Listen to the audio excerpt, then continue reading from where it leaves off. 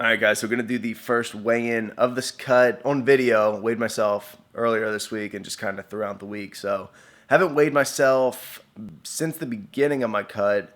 And kind of at this point, I think we're about 4 weeks through it, down about 8 pounds now. So just the reason for that is just, early onset of the diet. That's just going to take into effect. And then the cardio as well. So just running, 4 to 5 miles a day, sometimes up to 6 miles. That's just something I've never done, so that's why I'm dropping weight kind of so fast right now. But we're going to check this out, do a little physique check. I can actually walk around without a shirt now.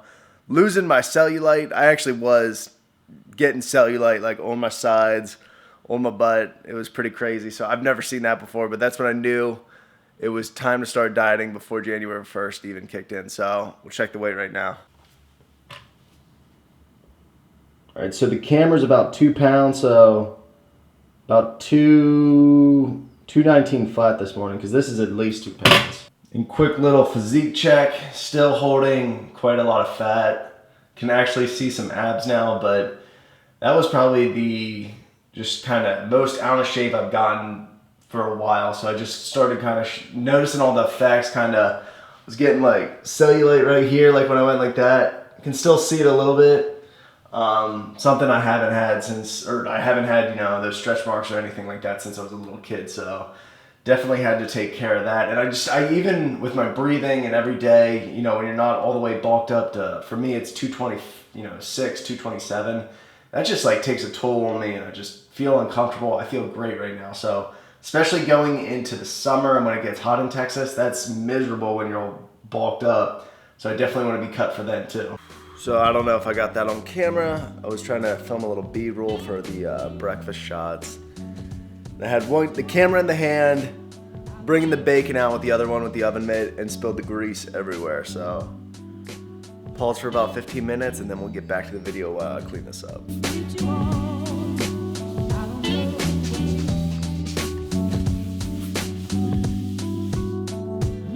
So for breakfast, we have 4 egg whites, 2 whole eggs, 2 pieces of bacon, and 4 pieces of the 45-calorie bread. Love the 45-calorie bread, especially when I get deep into dieting. It just keeps you full. It's not many calories, not many carbs. Has fiber in it as well. And then 2 servings of ketchup, along with just the usual everyday greens. I take a multivitamin, drink coffee on days that I have a little bit more time, like today because our other worker, John's in there a full day in the warehouse. But one thing that I started eating that I never did when I was dieting is full fat bacon. Used to always do the turkey bacon, can't stand it anymore. I just don't like the texture. I think the real bacon's worth the extra calories. It just tastes so much better. It enhances the flavor so much better. But I'll show you all the brands kind of just in B-roll when I'm talking right now that I use.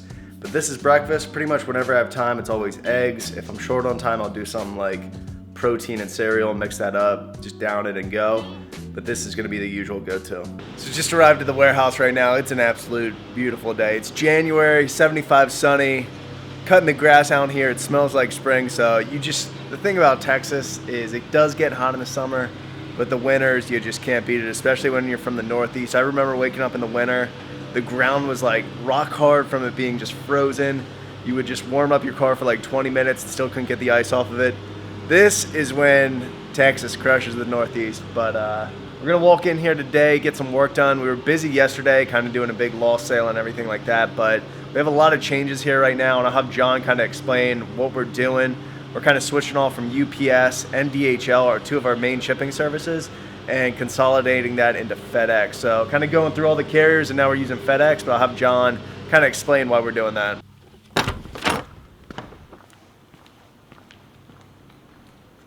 The reason why we've changed to FedEx is because they're going to help us be more competitive in the marketplace of shipping. Everybody these days thinks that shipping's free with Amazon out there, but it's truly not. So in most cases, FedEx is going to get our packages to our customers quicker, and it's actually going to save us a little bit of money. While we were with UPS, they were incredible, but this is just another opportunity, and maybe at some point in time, they'll come back with a better offer, and maybe we could be with them as well. Yeah, so like John was saying, it's just going to be more efficient for us, especially with FedEx doing a lot more. They have a home delivery service, so they'll do more Saturday deliveries, kind of where, say we send out a package with UPS and it's next day somewhere in Texas on a Friday.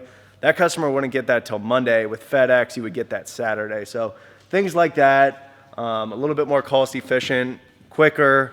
We can consolidate now our international, which we used to do with DHL, and then some of our domestic, which we used to do with UPS. So now we're just using the post office and FedEx.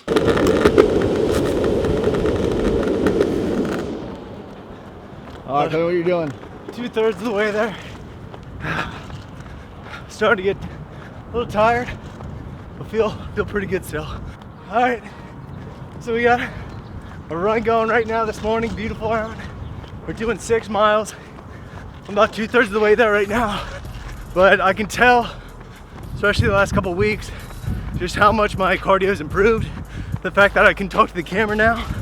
I was like, when I first started a month ago, I was gassed in the first mile. So it's just amazing how fast your cardio can pretty much improve. How far are you going today? 6 miles a day. The goal by next week is to beat Nick in the mile. I think I can do under a 6 or 6.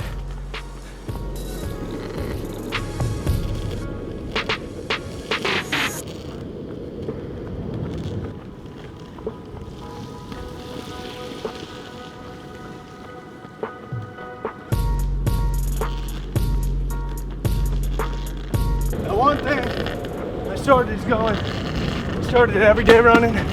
I'm doing 4 days a week and I feel so much better. My legs, my calves were killing me before every day. So every day, I just feel a lot more refreshed now 4 times a week.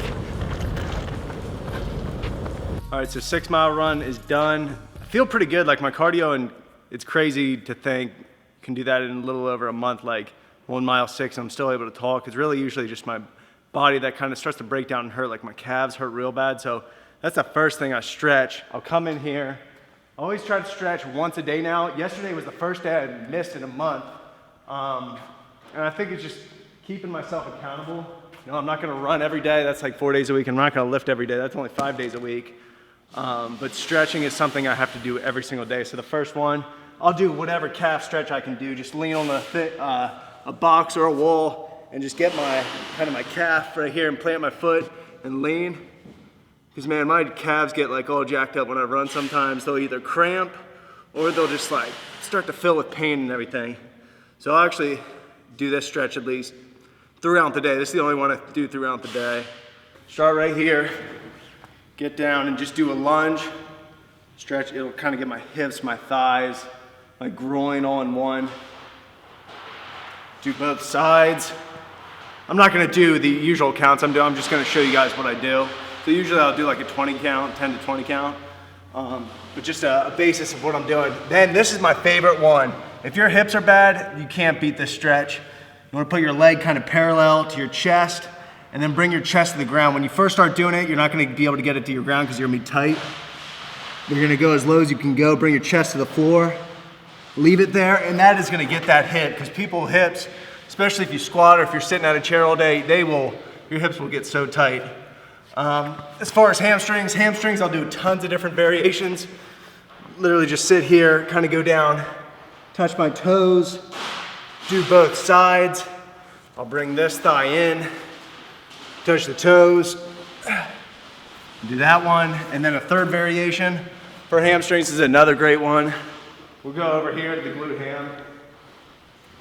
You can literally do when I'm at home. If I'm stretching at home, I'll use my sink. So my girlfriend kind of makes fun of me and says I use every piece of furniture in our apartment for stretching. But just standing straight, really, keeping this foot going straight, the opposite one, and putting your foot up, bringing your chest, your head down, and just reach out and get that toe. And that's gonna be another great stretch for the hamstring. Besides that, I'll just do some other basic ones, some groin, lean back and forth with the groin to get that.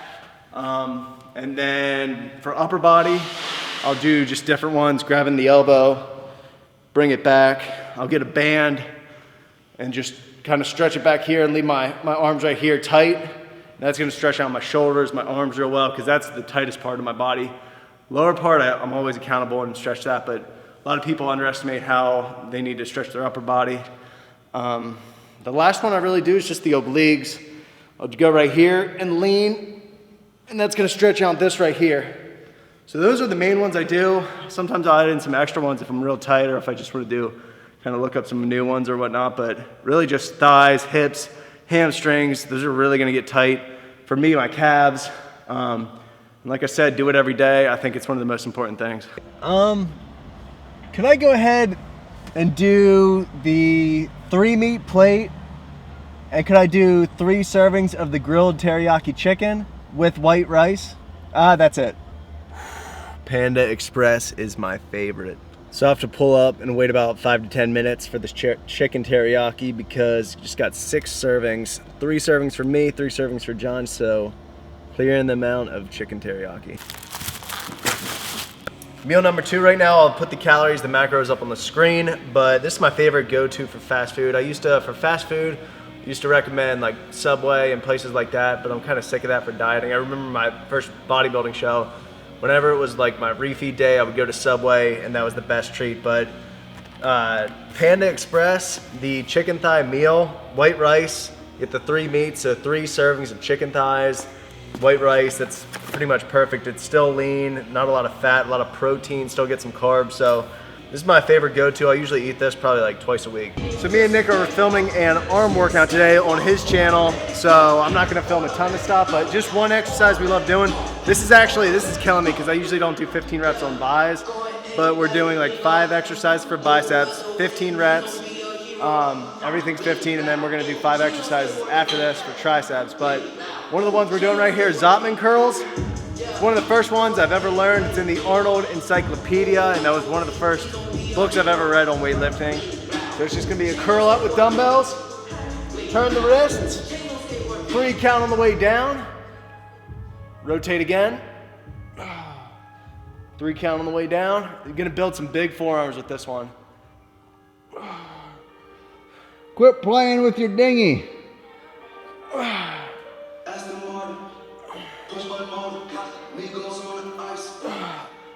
Oh shit, is that Migos? Man, I'm about to start dancing. Hoo, hoo, hoo, hoo. We're as white as it gets, as you can see. But we're gonna finish this arm workout home and I'll show you guys my last meal. Basically, I'm gonna show you how I kinda, when I wanna eat whatever I want for dinner when I'm cutting, I'll have 2 meals during the day, save about 1,400 calories, and then kinda just fill in the rest with whatever me and my girlfriend are eating for dinner. So dinner is served. We have 2 Italian sausages, 3 servings of angel hair pasta. Angel hair is my favorite type of pasta, and then some HEB jar sauce with 3 servings of Parmesan cheese. Now I explained to you guys, this is kind of how I cater to my last meal sometimes every once in a while whenever I just don't want to hit my macros exactly. But my goal is to still stay under 3,200 calories. So I still hit the 3,200 calories pretty much spot on. But let me look at my daily totals right now. So protein was pretty much good, 222, usually like to hit 200. Now I usually like to do more carbs, but I only had 300 carbs a day and went over in fats and I had 116 grams of fat. So that's kind of how things switch sometimes when I want to eat whatever I want at night, with my girlfriend, whenever we're going to eat something together, just so I'm not making my chicken breast and rice and eating different than what everyone else is eating. So you can still be flexible, with your family and your friends and everything like that. I just do that. I switch up the carbs and fat and just still try to keep it under my certain amount of calories.